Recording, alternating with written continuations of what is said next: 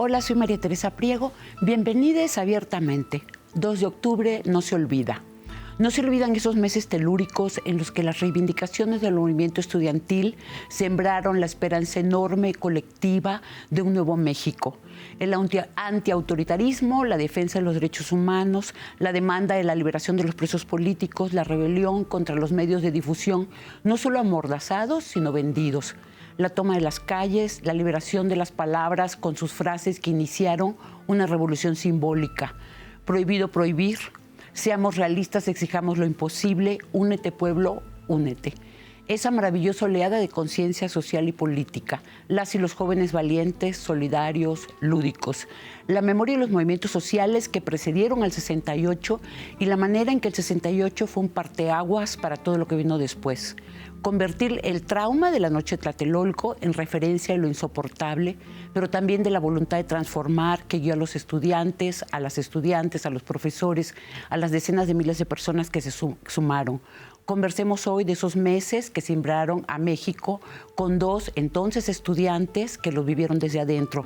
Hay que hablar de nuestros deseos, hablar de lo que nos duele, lo que nos hace felices, lo que nos avergüenza, lo que nos da miedo. Traemos tanto dentro, silenciado y secreto, tanto no dicho. ¿Cómo hablar de lo velado, de lo oculto, de lo que nos mueve?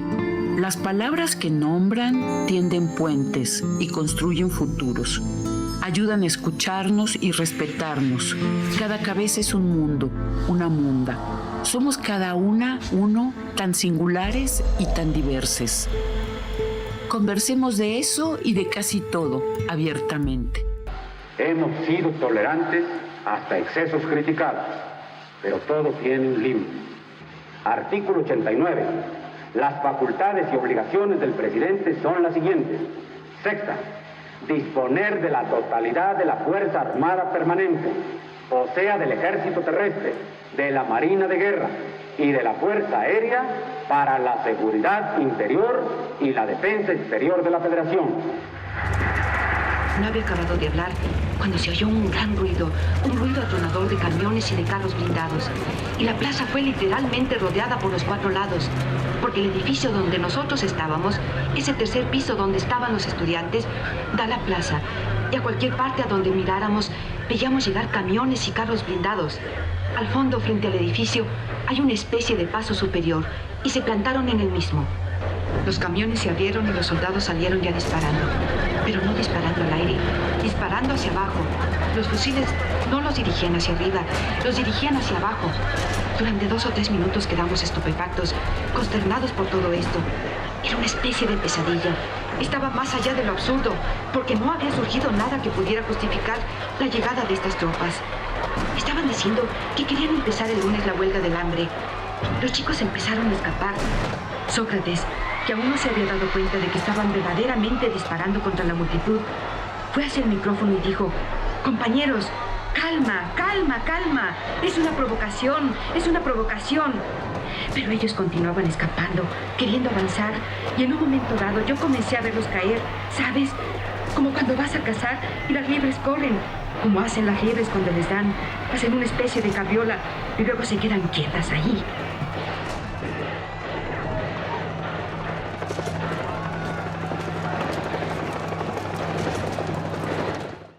Bienvenida María Ángeles Comesaña, egresada de la Escuela Nacional de Antropología, pertenece a la generación de poetas hijos del exilio republicano español. Es investigadora, promotora cultural, coordinadora de programas en Radio UNAM y Radio Educación. Y bienvenido también Francisco Pérez Arce, economista, escritor, profesor investigador, exdirector de Estudios Históricos del Instituto Nacional de Antropología e Historia, gerente editorial del Fondo de Cultura Económica. Qué gusto que estén acá. Chicos del 68. Un gusto estar aquí.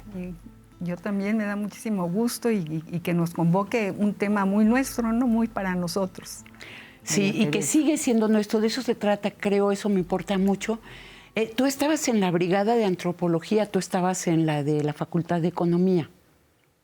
Bueno, nomás aclarar, la Facultad de Economía no era facultad entonces, era la Escuela Nacional de Economía. La Escuela Nacional. Y la Escuela Nacional de Antropología y Historia. La nuestra era la Escuela Nacional, pero tú también ibas a la Escuela Nacional de Antropología, sí, hiciste las dos, ¿no? Yo me acuerdo.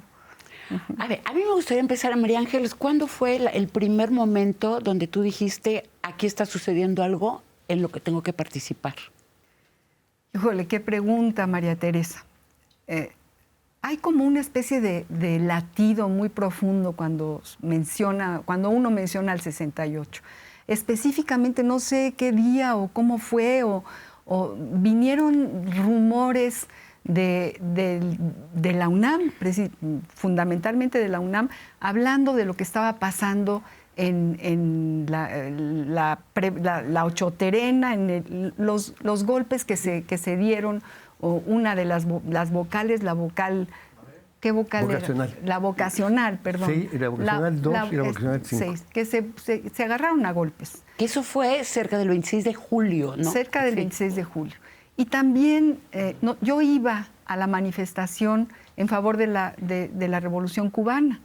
Y también ahí algo pasó. Yo no estuve hasta el final, pero sí iba manifestándome a favor de la Revolución Cubana, y empezó a haber una especie de movimiento de algo muy tenso, y me regresé a mi casa. Y al día siguiente empezaron ya la información y a contarnos cómo habían metido a la cárcel a un montón de chavos y qué es lo que estaba pasando.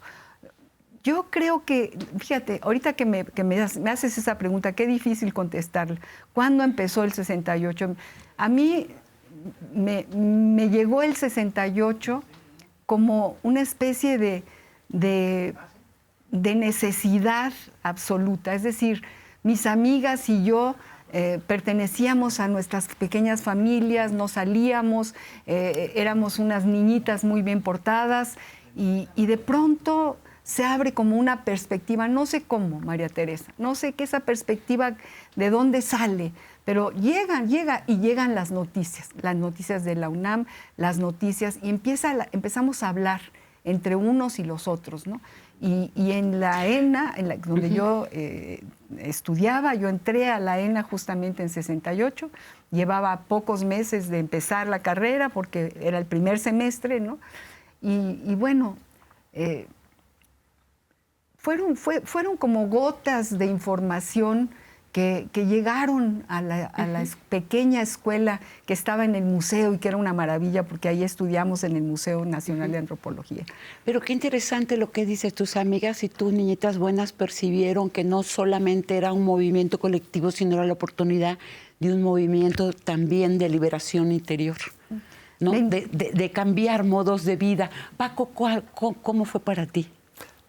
Mira, el día del enfrentamiento en la Ciudadela entre los estudiantes de las vocacionales y la Ochoterena, entraron los granaderos y golpearon a diestra y siniestra. Eso no lo sabíamos. Pero el 26 de julio, como dice María Ángeles, es la tradicional manifestación de apoyo a Cuba en contra del imperialismo yanqui, etc. Y esa era casi una tradición anual. Y era muy universitaria, y ahí marchamos sin saber qué había pasado en la Ciudadela. Pero resulta que lo que pasó en la Ciudadela, me parece que el 22 de julio, como reacción, como protesta, decidieron manifestarse el 26 de julio. Entonces había dos manifestaciones, aquella que era de apoyo a Cuba y esta que era en protesta por la violencia de los granaderos. Que no solamente habían golpeado a los estudiantes, sino se habían metido a la Boca 5, y adentro de la Boca habían seguido golpeando no solamente a los que habían participado en el pleito, sino a todo el mundo. Entonces había dos marchas que nunca se juntaron. Pero cuando llegamos a la Alameda, que es donde terminaba la marcha, venía por lo que hoy es Eje Central, entonces San Juan de Letrán, daba vuelta ahí en Bellas Artes y terminaba tradicionalmente en el hemiciclo Juárez. La de la Revolución Cubana. La Revolución Cubana. Y la otra marcha, la de los del Poli, iba a ir al casco de Santo Tomás desde la Ciudadela, pero se desvió. Era típico que de pronto se empezara a gritar Zócalo, Zócalo, que el Zócalo estaba prohibido, llegar al Zócalo, como se vio minutos después. Entonces la manifestación del Poli quiso llegar al Zócalo. nunca se toparon las dos manifestaciones. Sí. Una terminada en la Alameda y la otra iba hacia el Zócalo. Y en la calle de Palma estaban los granaderos. Y golpearon a los politécnicos. Pero esa golpiza tuvo inmediatamente un eco en la otra marcha que estábamos ahí. Entonces muchos muchachos de la universidad, o más bien de esta marcha de apoyo a Cuba, se fueron con los del Poli al enfrentamiento que estaba sucediendo allá en el mero Zócalo, en el centro. Y sucede que yo soy egresado de la Prepa 1, que estaba ahí a un lado, lo que ahora es un museo en San Ildefonso. Esa era la Prepa 1. Entonces yo estaba en economía, pero estaba en el primer semestre, igual que María Ángeles. Entonces la prepa estaba muy cercana en muchos sentidos. Y la bronca que se armó en el Zócalo entre los estudiantes de las dos marchas contra los granaderos, se sumaron los estudiantes que iban saliendo de la Prepa 1 y Prepa 3, que era el mismo edificio, de la Prepa 2, pero un barrio estudiantil, el centro. Entonces el enfrentamiento con los granaderos fue muy fuerte, pero ganaron los estudiantes, eran muchísimos. Ese es el principio del movimiento, porque al gobierno se le ocurre, para controlar la situación, el mandar llamar al ejército. Exactamente. Y en la noche llega el ejército y tumba la puerta de la Prepa 1. De un bazucazo, ahí fue el bazucazo. Ese bazucazo es simbólico. Altamente simbólico. El ejército, el gobierno, disparando contra una puerta hermosísima, histórica, colonial, ¿no? Y con tumbándola con una bazuca. Y además la foto del soldado con la bazuca aparece en el periódico. Sí. Ese es un momento muy significativo. Y quizá el punto de partida del movimiento, ya como un movimiento. Perdón, nada más, después del bazucazo, me imagino, cuando todas estas imágenes, ¿no?, del ejército comienzan a circular, que comenzó todo este discurso de tenemos que salvar a la patria. En ese momento, lo que es muy importante es el tema de la autonomía universitaria. Lo que no solamente tumbaron la puerta, sino que violaron la autonomía universitaria. Y eso es muy importante porque al día siguiente hay un acto en rectoría encabezada por el rector, enfrente de la rectoría, en la explanada, y el rector pone la bandera a media asta. Sí, maravilloso. Y dice, maravilloso.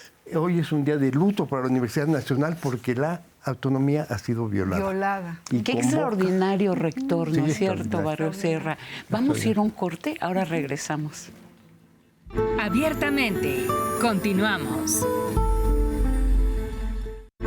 Abiertamente, regresamos. Nuestros fetiches para hoy. La primera imagen se llama Para un niño todo es un juguete, del fotoreportero Ramón Guzmán Valdés. Una escena ingenua y terrible en Tlatelolco, 6 días después de la masacre en la Plaza de las Tres Culturas. La siguiente imagen, Angustia de una madre, del fotoreportero Enrique Flores. Enrique, fotografía. Ahí la que estamos viendo es esto sucede 6 días después de la masacre. Los tanques todavía están ahí, los niños están jugando. En la siguiente fotografía, el 5 de octubre de 1968, es la mamá de la joven Marcela Morales, que fue detenida el 2 de octubre. Las imágenes pertenecen al archivo El Heraldo de México Gutiérrez Vivó, que resguarda la Biblioteca Javier Clavijero de la Universidad Iberoamericana.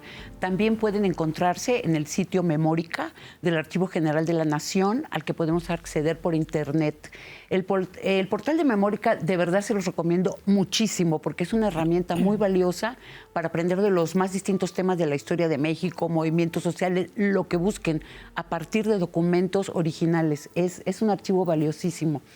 María Ángeles, antes del corte estábamos hablando del rector Barrio Sierra y nos decía Paco de ese momento, ese acto simbólico bellísimo, donde él hace izar la bandera a media asta. Sí, no, eso como que nos da una fortaleza. O sea, ahí empieza el movimiento estudiantil. Justo en esa marcha es donde se organiza la huelga de los estudiantes.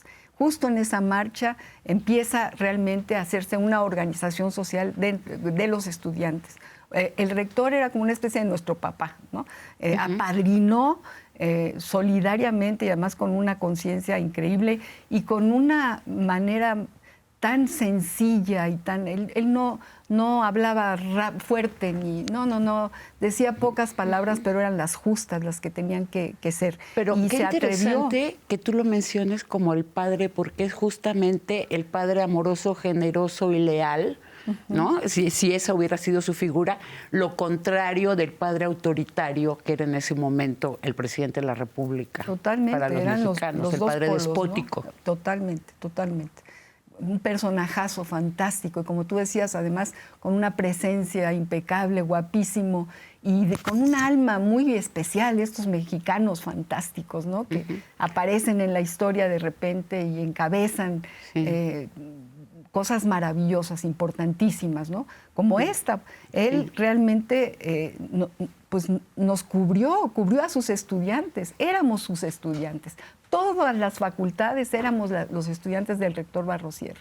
Eso era lo que él significaba. Esa marcha que llegó hasta Álvaro Obregón, me parece. Hasta el Parque Hundido. El Parque Hundido, exactamente, hasta el Parque Hundido. Sí, era hasta Félix Cuevas, que estaba permitida. Hasta ahí lo dejaron. Fue memorable. Y toda la gente que fue detrás, también lo tengo en la memoria. Yo ya a estas horas de mi campeonato, que ya hace muchos años, el 68, tengo como flachazos, ¿no? El rector Barros Sierra, por supuesto.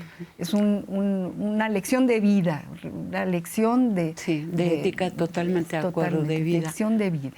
Paco, ¿el Consejo Nacional de Huelga cuándo comenzó? Mira, termina la marcha del rector y 2 días después hay, digamos, la vertiente universitaria del movimiento.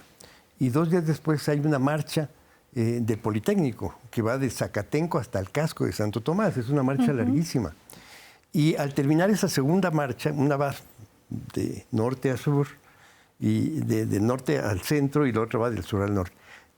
Cuando termina esa marcha hay una convocatoria a una reunión en Zacatenco, en donde van representantes, o los que se suman en ese momento espontáneamente, de todas las escuelas, y entonces se funda el Consejo Nacional de Huelga. Y empieza a reunirse. El Consejo Nacional de Huelga es un organismo muy representativo.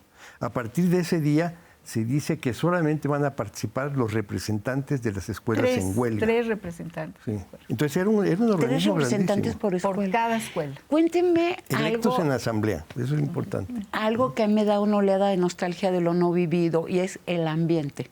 Esa efervescencia de cuando crees que tienes la posibilidad de cambiar la cultura, el país en el que vives, ¿cómo era? Pues verdaderamente nos cambió la vida, ¿no? Y era un momento de organización. Tenemos que organizarnos, tenemos que hacer algo, tenemos que buscar la manera de imprimir volantes, tenemos que armar una serie de elementos de difusión para que todo el mundo sepa lo que está pasando. Fue algo verdaderamente extraordinario, ¿no? Porque nos pusimos las pilas, ¿no? Recuerdo que en la casa de Silvia Gómez Tagle, una de nuestras compañeras de antropología, había un mimeógrafo. Y entonces íbamos ahí, había extensiles, tenemos que picar los extensiles a estas alturas, María Ángeles, hay que explicar qué es un mimeógrafo, porque ya desapareció. ¿No? Sí, pues, se puede googlear, pero es increíble, ¿no? Cómo convocar volanteando, persona por persona. Y además empezamos a inventar maneras. Por ejemplo, no sé cómo ni por qué, había que entregar el pliego petitorio, lo que pedíamos los estudiantes, pero había que dar más allá del pliego petitorio. Entonces, mi brigada, que era la Miguel Hernández, de antropología, decidimos... ¡Qué poéticos ustedes! Imprimir poemas. Entonces, el stencil, además del pliego petitorio, picábamos poemas de García Lorca, de poetas mexicanos, de Sabines, de Retamar, un poeta cubano fantástico, Felices los normales, esos seres.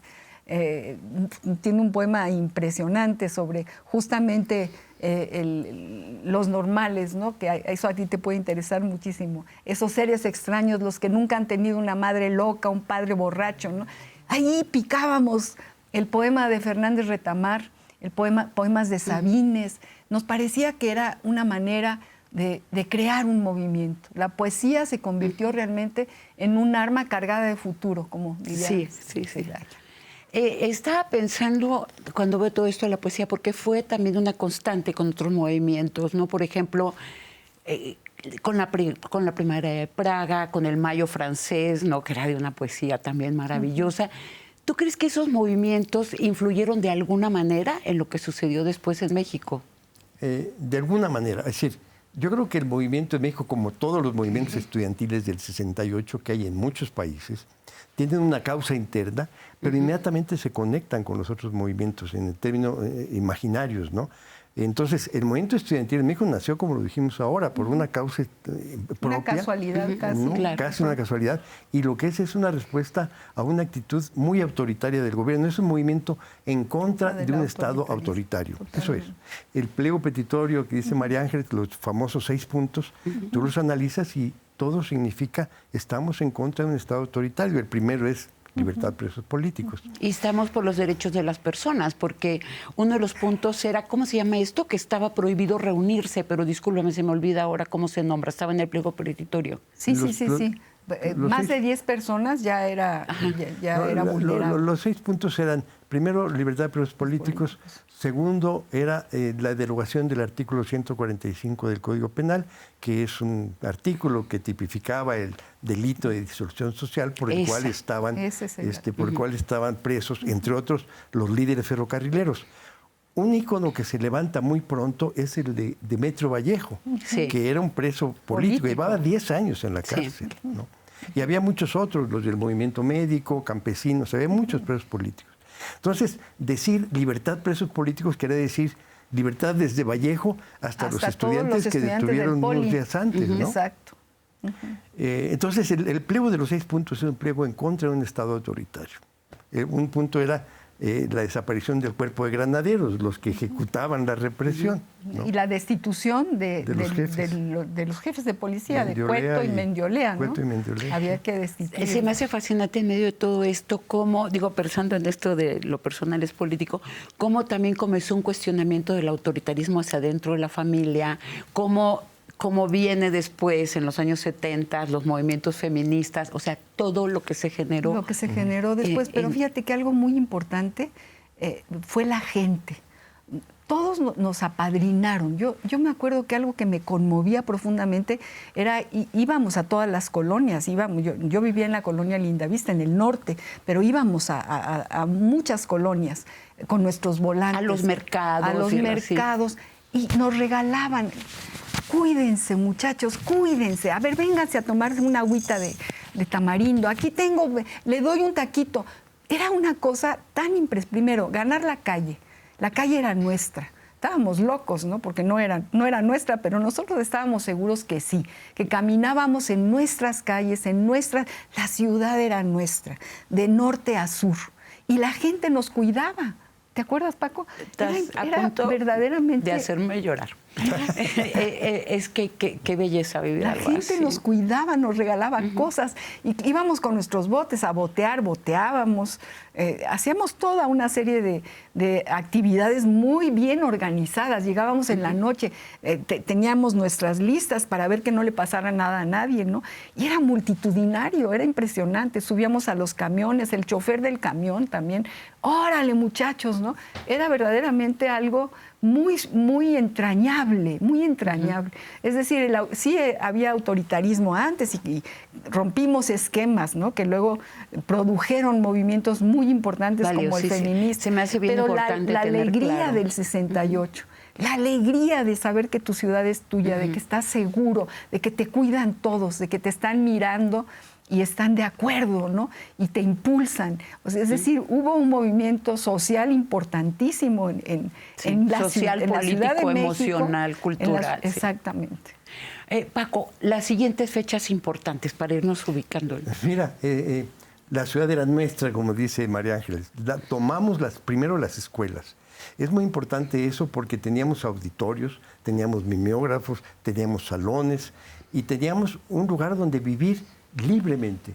Ahí empieza, yo creo, a ser muy importante la liberación femenina. Claro. No era un tema todavía, pero ya había algunos elementos. Por ejemplo, ya existía la pastilla anticonceptiva, que es un elemento fundamental para la libertad sexual, ¿no? Totalmente. Y ya había la posibilidad de que las muchachas participaran, que se quedaran de guardia en las noches. Eso no hubiera sucedido antes. Nunca. Que durmieran en las escuelas igual que los muchachos. Y que pelearan por su lugar, ¿no? Tengo amigas que participaron, que decían, no, compañero, yo no vine aquí a servir el café, ¿no? Yo vine a redactar contigo, pero sí, No, pues ahí sí empezó, hubo un cambio, sí hubo un cambio. Ahí empezó, porque también servir el café café era un acto revolucionario. Sí. Me acuerdo que mi primo, uno de mis primos, Antonio, que estudiaba ingeniería, para ligarse a las chavas en el movimiento del 68, llegaban las chavas y él les decía, a ver, dame tu credencial de revolucionaria. No, no tengo credencial. Ah, no, entonces no puedes pasar. Necesito tu credencial. O sea, había cosas realmente muy lúdicas, ¿no? Muy lúdicas. Y entonces ya las chavas decían, ay, vete con tu credencial de revolucionario. La revolucionaria soy yo, somos nosotras, ¿no? Entonces, pero sí, acompañábamos y nos acompañaban. Fue algo verdaderamente muy... Pero hay que reconocer que en la tradición de la izquierda las mujeres han tenido que luchar largamente por no servir solo el café. No es que tengan nada de malo, sino por no hacer solo eso. Vamos a ir a un corte y ahora regresamos.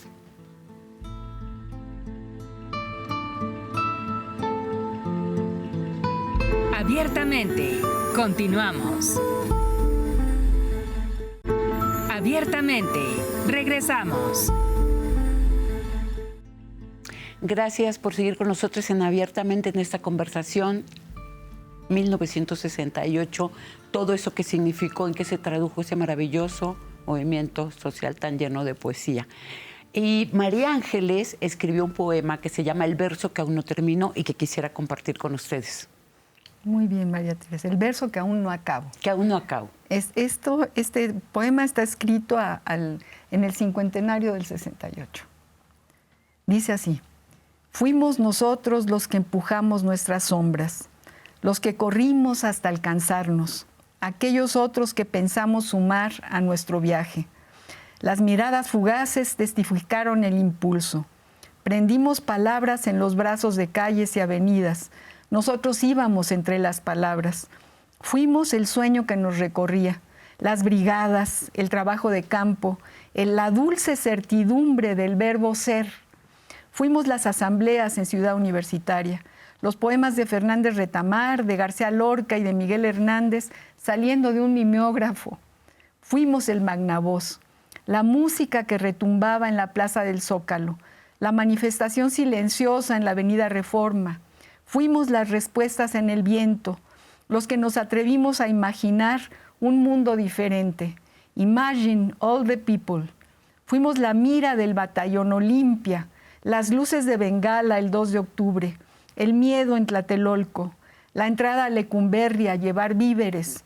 Fuimos las cartas de los presos políticos, su huelga de hambre, el eco de los golpes y los gritos el 1 de enero del 70, en el Palacio Negro. Fuimos el sol de los murales en la celda de Félix Godet, el río en el I Ching, la voz de José Revueltas en la Crujía M, leyendo poemas de Huidobro. Fuimos la apuesta, el águila o sol de las monedas, las lágrimas de Rocco y sus hermanos en el Cine Roble. Fuimos el festival de oposición, en el viejo auditorio lleno de gente, los poemas en volantes y muros. Fuimos la vida que te empuja como un aullido interminable. Fuimos la Liga 23 de septiembre, la huida por las azoteas de la colonia Roma, la muerte de Raúl Ramos. Fuimos la célula, la reunión hasta altas horas de la madrugada, la alegría dulce en los ojos de Valentín Campa, el grito de Ho Chi Minh en la Avenida Juárez. Fuimos la guitarra negra de Citarrosa, la música de Bob Dylan tocando en las puertas del cielo. Fuimos los cuentos de Juan de la Cabada, los poemas de Carlos Illescas, el agua y los sueños en el lápiz de Bachelard. Fuimos los habitantes de Macondo. Dijimos no con Raimón, dígame no, nosotros no somos de ese mundo. Fuimos Amanda en la voz de Víctor Jara, la niña de Guatemala en la voz de Óscar Chávez, los versos de Martí. Fuimos la gloria de escuchar las tertulias en el Café La Habana, León Felipe, Juan Rejano, Efraín Huerta sentados en la mesa. Fuimos la guerrilla, el Che Guevara muerto, el poema truncado de Roque Dalton. Fuimos las preguntas, el riesgo de inventarnos en el descampado, en las palabras de lo desconocido. Fuimos la ropa sucia de la guerra sucia. Fuimos el verso que aún no acabo, su melodía en mi voz.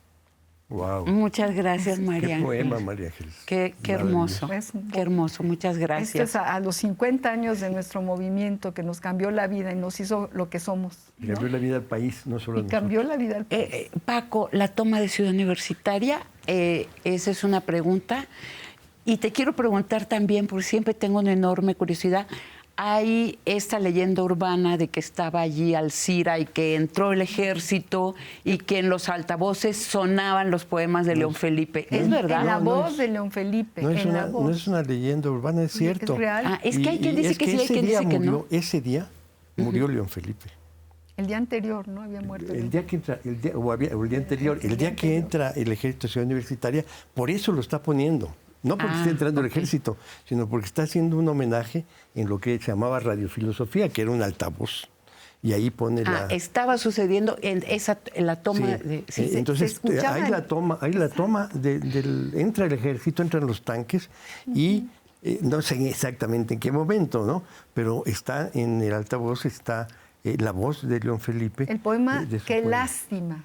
Qué Yo digo que es ese lástima, poema, ¿no? aunque no estoy seguro, No, pero yo sí digo estoy que segura, yo sé sí, que es ese poema. Es un poema maravilloso. Maravilloso de León Felipe. Y Alcira es un personajazo que se queda encerrada en el baño 12 de días, filosofía todo el tiempo que estuvo el ejército ahí adentro. Casi muere ahí. Casi muere. Y eso fue, sí. Esa es la toma de Ciudad Universitaria. ¿Y ustedes cómo se sintieron, Paco? Pues de la patada. No, claro, pues es que sí. Había una asamblea. Era el asambleas. penúltimo colmo, porque todavía faltaba el 2 de octubre, ¿no? El peor. Había asambleas, en ese momento había una asamblea del CNH en la Facultad de Medicina, había una asamblea en Economía, en esa yo estaba, había otras asambleas, había mucha gente. La universidad estaba tomada por los estudiantes, pero no estaba abandonada por los estudiantes. No, para En las nada. escuelas había cineclubes, había conferencias, había lectura de poemas, había canción latinoamericana, mucha canción latinoamericana. Cuando tú preguntabas si había influencia del mayo francés, no solo. Mencionaste a Ho Chi Minh en tu Por poema. ejemplo, Ho Chi Minh. Vietnam está muy presente, muy presente en el movimiento estudiantil mexicano y en todos los movimientos estudiantiles, Sí. en Estados Unidos, en Europa, en Sudamérica. Sí, totalmente, sí. Está muy presente la muerte del Che, que murió en septiembre del año anterior, en el Exactamente. 67, en octubre. Está el movimiento negro de Estados Unidos. En ese año mataron a Martin Luther King y hubo este gran levantamiento de los negros en muchas ciudades que incendiaron ciudades. Todo eso está. O sea, el 68 es un momento de gran rebeldía en todo el mundo. Por eso, aunque los movimientos han tenido su causa propia, ¿no? Al final acaban conectándose todos, ¿no? en esa atmósfera rebelde, ¿no? Fíjate que algo que me gustaría contar, que no se me escape, es que íbamos a las cantinas y nos quedábamos afuera y dejábamos ahí volantes, ¿no? Y de repente a una no me acuerdo, Angelita o a Gracialeda Torres, que era una de nuestras integrantes de esta brigada, dijo, vamos a entrar. Entonces, por primera vez entramos a una cantina. Estaba prohibido que las mujeres entráramos a la cantina, ¿no? Y entonces entramos claro que fuimos objeto de muchas chifladuras, ¿no? De parte de los que estaban ahí y nos salimos rápido, pero entramos a las cantinas, ¿no? Y eso para nosotros era una reivindicación importantísima, un cambio de vida, ¿no? Sí, de esos cambios cotidianos que fueron generando. Después de la toma de Ciudad Universitaria, Paco. Antes de la toma hay un momento muy importante que es la marcha del 27 de agosto. Sí. La más grande marcha que ha habido nunca en la historia de México hasta ese momento. Pero era una felicidad. Era una fiesta, ¿no? Eso lo cuenta muy bien Elena en un texto. Era una fiesta, era un movimiento muy, muy cantador y bailador, ¿no? Y muy irreverente. Eso no lo perdonaba Díaz Ordaz. Y salió también de la Escuela de Antropología del museo, salió la marcha. Sí.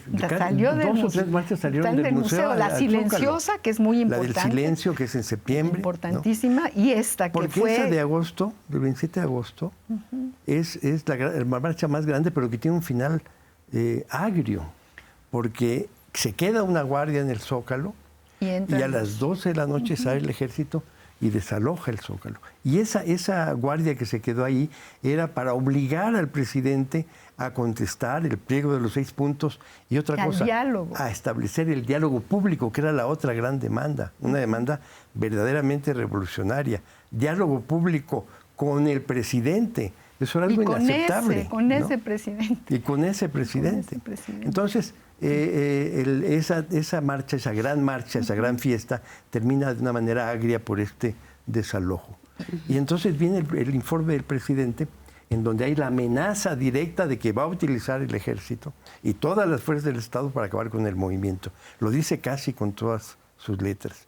Y por supuesto hay una gran preocupación. Y la respuesta es la marcha del silencio en septiembre, que es porque nos decían, ¿no? Son unos charlatanes, o sea, son escandalosos. Escandalosos, al servicio del extranjero. Y entonces, para que viera que no éramos escandalosos, se hizo Otra como cosa respuesta, muy ¿no? importante es que nos decía, está al servicio de fuerzas oscuras de otros países. Exacto. Y la prueba, decía Díaz Ordaz, es que los íconos que levanta son extranjeros, lo cual era cierto. Era el Che Guevara, Ho Chi Minh, Martin Luther King Jr., Sí, etcétera, pero los presos defecto. políticos para los que pedían la libertad, no estaban presos en Vietnam. No, pero lo que iba a decir es esto.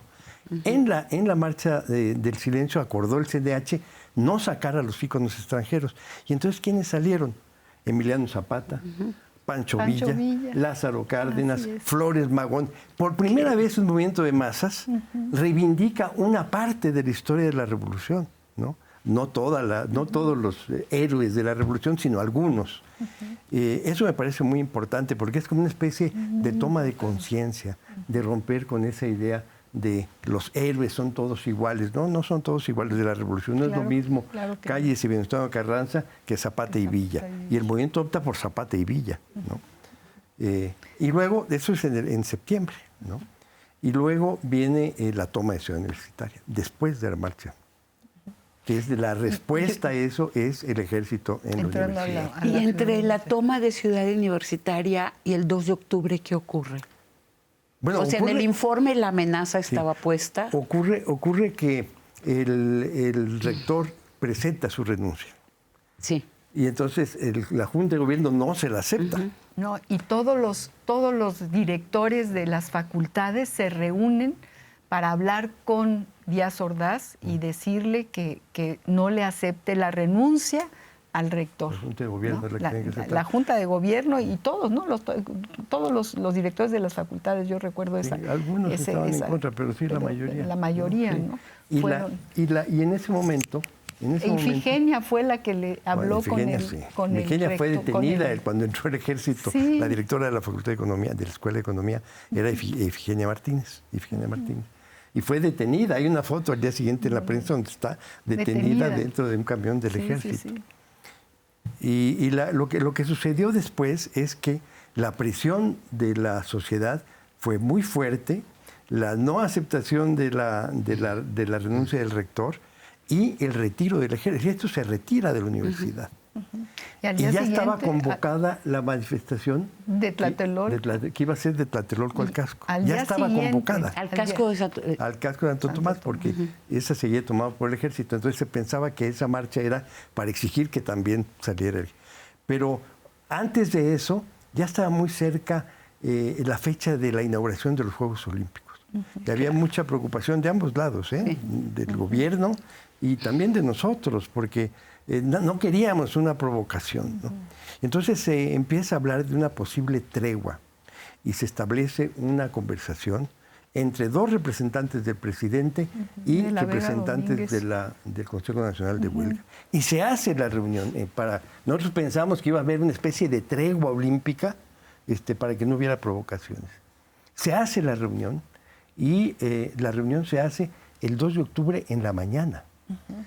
Lo cual muestra la perversión. Perelló va a esa reunión. O sea, fue una mascarada. O sea, nadie estaba pensando detener lo que ya estaba previsto. Ya estaba previsto, es que de ahora ya lo sabemos. Pero fíjate que no nos imaginamos que iba a llegar al extremo que llegó. No, ustedes no, pero ellos ya lo sabían. La clave de la enorme represión, yo siento que fue después de esa fiesta, después de esa gran manifestación.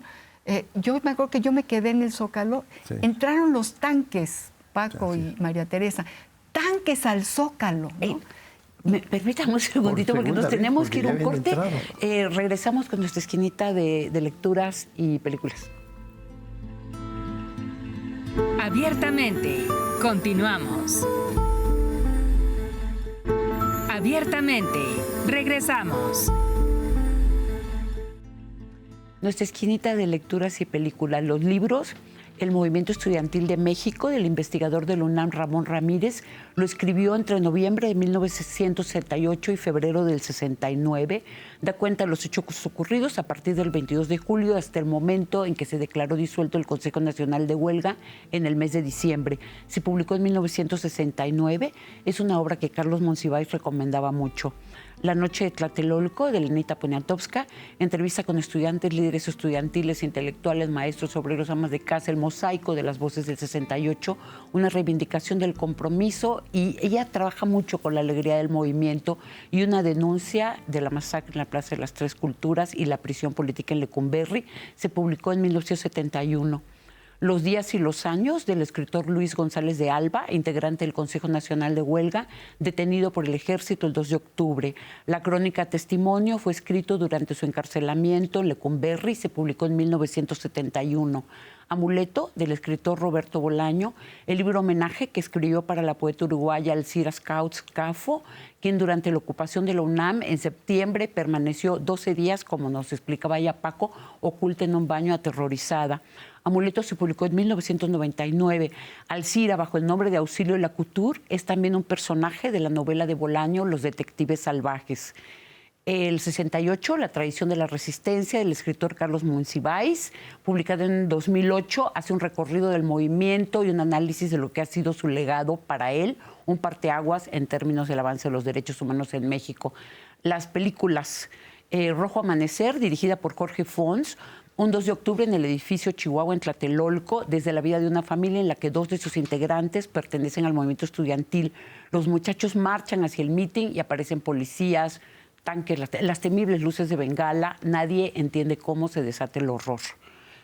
Otra película, No nos moverán, dirigida por Pierre San Martín Castellanos. Socorro Castellanos lleva 50 años investigando el homicidio de su hermano Jorge el 2 de octubre en Tlatelolco. La actuación de Luisa Huerta es excelente y logra transmitir muy de cerca la manera en la que una pérdida traumática puede colocarse como obsesión en el centro de una vida. María Ángeles, el 2 de octubre. Pues sí, el 2 de octubre, tremendo, terrible. Fuimos a la plaza de Tlatelolco. Yo iba con mi brigada, que pues ahí estábamos esperando que escuchar a los líderes que iban a hablar, ¿no? Y de pronto, son flashazos, María Teresa. De pronto se oye la voz de Marcelino Perelló diciendo son salvas, después de una serie de ruidos, de una serie de estruendos, ¿no? Nunca nos imaginamos, yo por lo menos, ni la gente que estaba conmigo. Empezó justamente después de la palabra, a mí la tengo clarísima, son salvas. En ese momento empezó la locura, la gente empezó a correr.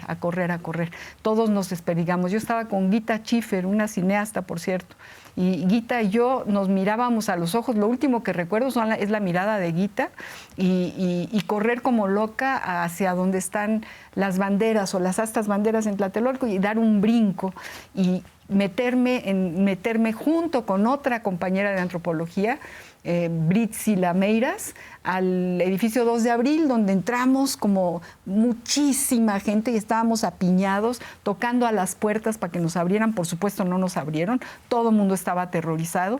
Y yo estuve 6 o 7 horas ahí, metida en ese pasillo. Escuchamos la segunda balacera, porque hubo otra balacera, y empezó a organizar el ejército la salida de todo el grupo de gente que estábamos en el 2 de abril. Y a los hombres nos dividieron, a las mujeres por un lado, a los hombres por otro, y los metieron a camiones. Y preguntamos, ¿a dónde se los llevan? Y un soldado dijo, al campo militar número 1. Ya no supimos más. Nosotras pudimos salir porque Britzi Lameiras era un poco mayor, ya estaba casada, ya tenía sus hijas, y se le ocurrió de una manera prodigiosa decirle a un soldado, oiga, nosotros venimos aquí a comprar el pan, había una panadería abajo del 2 de abril, Y entonces, vayan, sálganse. Y salimos corriendo, muertas del terror de lo que habíamos visto, ¿no? Yo recuerdo que había unas celosías y el grupo de gente del pasillo del 2 de abril me fue pasando, me fue metiendo hacia la celosía. Y yo creo que psicológicamente sentí un golpe en la espalda y dije, ya me dieron, pero no. Me dijo Britzi, no te dieron, no te han dado. Y ahí estuvimos y salimos corriendo, nos fuimos a mi casa. Mis papás, los pobres, estaban verdaderamente aterrorizados. Mi papá había salido a Tlatelolco a buscarme y pues no, ya no podía entrar, ya no había manera, ¿no?, de entrar. Y bueno, al día siguiente... En fin, esa noche nos fuimos a los hospitales, nos fuimos a la Cruz Verde, a la Cruz Roja, vimos a Margarita Nolasco, una maestra de antropología que también estaba buscando a sus hijos. Y, en fin, todos ahí tratando de ver, de entender qué había pasado. Una masacre terrible, ¿no? Paco, para ti, gracias por cómo lo dices. Eres muy buena para transmitir emociones. Para ti, pues era el caos, ¿no? El caos. Yo no tengo muy claro, era de pronto hay un movimiento, la gente se empieza a mover, algo está pasando y se oyen los balazos. ¿Tú habías escuchado algo? ¿Viste las luces de bengala? No, yo no las vi, sí. después supe que habían estado ahí. Yo no las vi, yo lo que sentí es un movimiento raro de la gente donde estábamos, y después los balazos y después el ejército caminando hacia nosotros. Eso lo tengo muy claro, y corriendo, pues unos hacia un lado y otros hacia otro, menos hacia atrás, que es donde venía el ejército. Y en efecto nos metimos en un edificio, subimos las escaleras, no nos abrían, a nosotros sí nos abrieron, una señora nos abrió y como 30 gente nos metimos en un departamento. Se arriesgó a abrir su departamento. Se arriesgó una señora con sus 2 hijos. Y ahí nos metimos, pues, 20, 30 gente, no sé cuánto, tirados en el piso oyendo la balacera. No solamente los balazos, sino los cañonazos, porque había un arma de alto poder, no sé cuál sería, pero se oían los cañonazos. Y esa balacera duró mucho tiempo. Finalmente, después de un rato, la señora nos dijo, pues por favor ya váyanse, ¿no? Ya no se oían los balazos. Y claro, le agradecimos mucho, hubo escenas ahí muy conmovedoras, y salimos del edificio. Bajamos las escaleras y caminamos, y estaba todo tétrico, ¿no? Y ahí también alguien nos dijo, alguien pasaba, las mujeres la están dejando salir por aquel lado. Y las 2, 3 compañeras que venían con nosotros, pues se fueron por ahí, en efecto salieron. Y los otros nos mandaron por otro lado. Y salimos de milagro, ¿no? De milagro. Y gracias a que un capitán, pues fue muy generoso, no sé cómo decirlo, ¿no? Que cuando llegamos ahí, otro compañero y yo. Fue humano, punto. Muy humano, sí. Porque además hay algo que me impresiona mucho en las fotos. Están los muchachos del movimiento, jovencísimas y jovencísimos, y los militares, jovencísimos. Sí, muy impresionante. Y yo sí tengo muy claro eso. Hay un capitán que cuando entregamos y me dice, ¿usted qué hace aquí? Yo le dije, yo soy chofer y vine aquí, no sé qué. Mi única identificación era mi licencia de manejar. Y me ve, y el otro cuate que venía conmigo, dice, ¿usted a qué vino? Pues yo vine con él. Y entonces el capitán dijo, ya váyanse, nos dejó salir. Pero obviamente no es que hubiera creído la historia, nos dejó salir porque quiso, ¿no? ¿Y cuándo te diste cuenta, Paco, de la dimensión de lo que había sucedido? En ese momento, ¿cuándo lo supieron? En ese momento. Saliendo veías las... Después de haberlo vivido, imagínate, muchas, ¿no? Realmente ambulancias, sí fue algo terrorífico, ¿no? Era pánico. Yo creo que supe lo que era el pánico, supimos lo que era el pánico, nos iban a matar, ¿no? Además de estar en el pasillo todos apiñonados, sí pensamos que nos iban a llevar también a nosotros al campo militar número 1. Nunca nos imaginamos que iban a hacer esta división. Pero además había gente que había caído ahí, los habíamos visto, estaban tirados en la plaza. Yo vi a Salvosh sangrando porque le había rozado, afortunadamente rozado. Me acuerdo de Salvosh, y de Guita también, me acuerdo de Guita muchísimo, del pánico de Guita y el mío, ¿no? En ese estruendo, ¿no? Y las balas pegando en las paredes, eso es muy impresionante. Muy impresionante. Y luego se dijo que los soldados trajeron mucho jabón y agua y empezaron a limpiar la sangre de las paredes, ¿no? Para dejar la plaza de Tlatelolco sin huella, ¿no? Después de que habían matado, sabe Dios a cuántos, porque nunca se supo. Nunca sabremos cuántos. Nunca sabremos cuántos. Nos quedan 3 minutos, de verdad lo siento mucho, pero yo les quisiera preguntar, para ti, ¿qué fue lo más terrible del 68 y lo más bello? No, lo más terrible fue eso, fue esa noche, ¿no?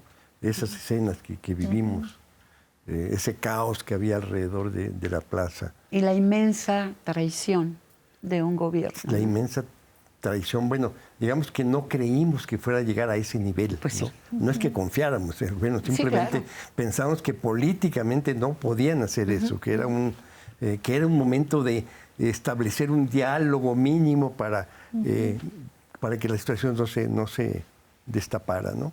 Y por eso, porque venían las Olimpiadas. Una semana después, el 12 de octubre, se inauguraron las Olimpiadas. Entonces pensábamos sinceramente que iba a haber una especie de tregua.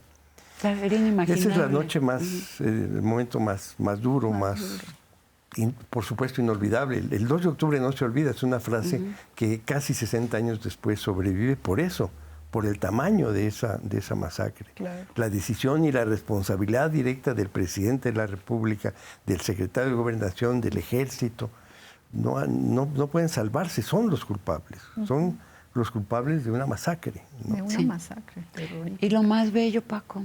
Lo más bello es la vida de libertad que vivimos en agosto. Agosto es el momento, es la primavera del movimiento. Tenemos las calles, pintamos paredes, repartimos volantes que antes hicimos en un mimeógrafo, escribimos lo que se nos pegó la gana, poemas o frases o ideas o lo que fuera. Había que hacer volantes y repartirlos. Y éramos muy bien recibidos por la gente, eso era muy emocionante. En los mercados sobre todo, no sé por qué, los mercados nos recibían muy bien. Y hay otros momentos dentro de la universidad, dentro de las escuelas, porque hay una gran camaradería entre todos los estudiantes y las mujeres. Yo digo que sí hay un cambio en ese momento en la relación dentro de la universidad entre las mujeres y los hombres. Sí hay un cambio significativo, ¿no? Y con los maestros también, por cierto. Hay un cambio que después del 68 ya no va a ser lo mismo la relación de los maestros y los alumnos, va a ser mucho más igualitaria, ¿no? Sí, menos autoritaria. Estaba pensando con esto que decían de sentir que la calle, las baquetas, la ciudad es tuya, en ese eslogan tan hermoso del mayo francés, cuando decían debajo de los adoquines, la playa. La playa. Para ti, lo más terrible y lo más bello. Bueno, lo más terrible es el Tlatelolcazo. Eso sí fue terrible, realmente, terrible. Lo más bello, el vínculo entre todos, lo que pudimos crear como jóvenes que empezábamos una vida, que nos comíamos el mundo. Ese vínculo, ese cariño, bueno, son nuestros amigos de toda la vida, ¿no? Los que estuvimos. Eso he notado entre ustedes dos. Sí, bueno, pues sí. Paco y yo, y Beatriz, la esposa de Paco, y mucha gente que nos une, haber vivido esta transformación. Ahí somos otras después del 68. No somos los mismos realmente. Mucha gente se fue, por ejemplo, de antropología, se fueron a vivir a otros lados porque hubo una enorme depresión después del 68. Una depresión tremenda de los jóvenes, ¿no? Pero también floreció una semilla, por supuesto. Floreció una semilla y justo yo creo que lo más importante es darnos cuenta, o sea, esto que yo digo en mi poema, la alegría de sentir el verbo ser, ¿no? Existimos, aquí estamos, tenemos propuestas, hablamos, tenemos vínculos, tenemos un lenguaje y cosas que comunicar. Quizá no sabemos ni qué, pero en ese momento fuimos otros. Yo sí creo que en mí, por lo menos, cambió la vida después del 68. Pues muchísimas gracias, María Ángeles, por estar aquí. Paco, muchísimas gracias. Ha sido una delicia conversar con ustedes dos. Pues gracias a María Ángeles Comesaña, egresada de la Escuela Nacional de Antropología. Ella pertenece a la generación de poetas hijos del exilio republicano español, investigadora, promotora cultural, coordinadora de programas en Radio UNAM y Radio Educación. Y gracias a Francisco Pérez Arce, economista, escritor, profesor investigador, exdirector de estudios históricos del Instituto Nacional de Antropología e Historia, gerente editorial del Fondo de Cultura Económica. Gracias a ustedes por abrirnos las puertas de sus casas. Les esperamos la próxima semana para seguir conversando abiertamente. La botella con nuestro mensaje de hoy se fue al mar, llegó a sus playas. Les escuchamos.